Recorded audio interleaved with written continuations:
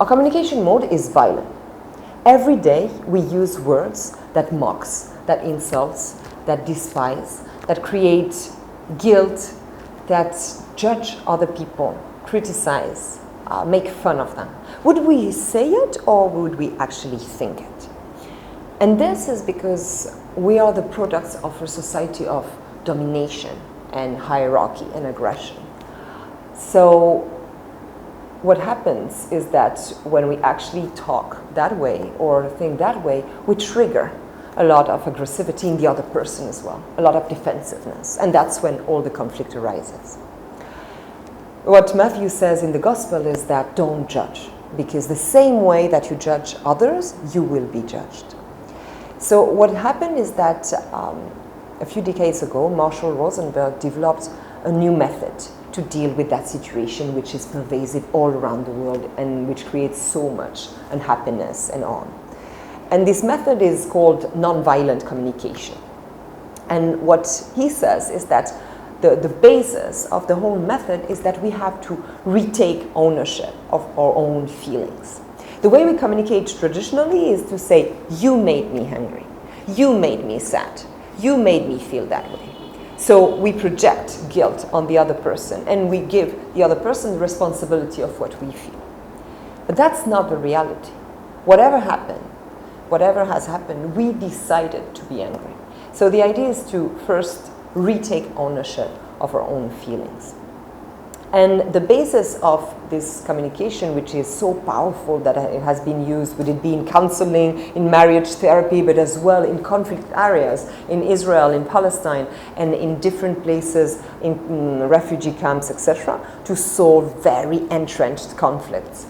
The power of it is actually very simple.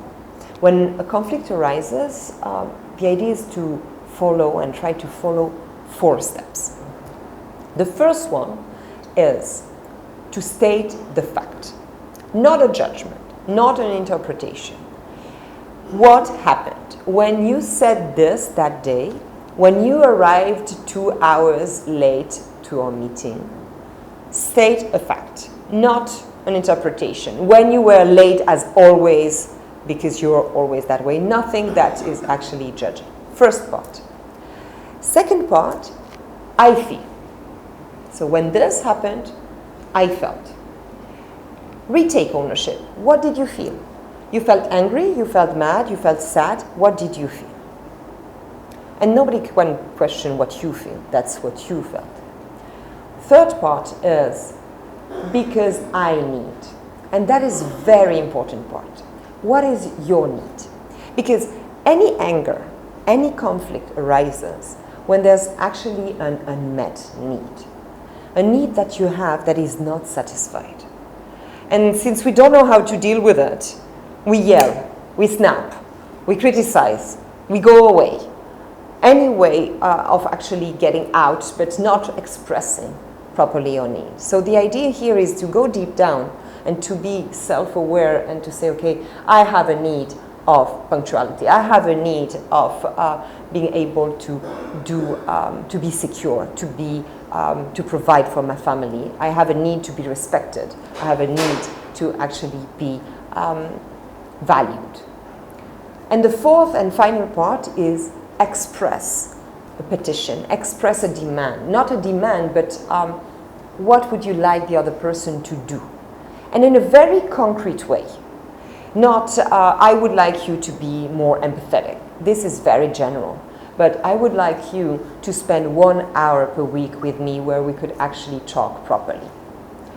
So these are the 4 steps that we engage to follow to communicate in a non-violent way. Then the idea, if you manage to actually do this, and this is very difficult, perhaps you won't be able to do it in the heat of the moment, but perhaps you can do it afterwards.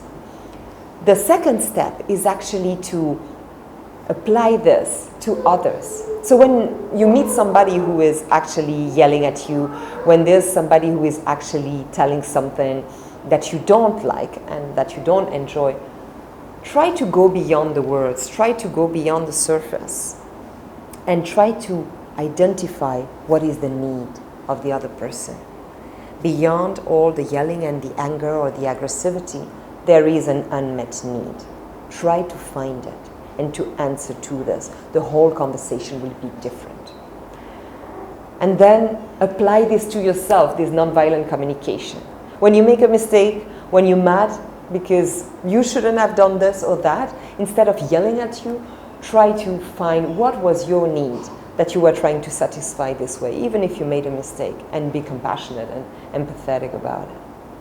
I found all this method to be fantastic and extremely powerful. You can apply it at home, with the family, with the colleagues.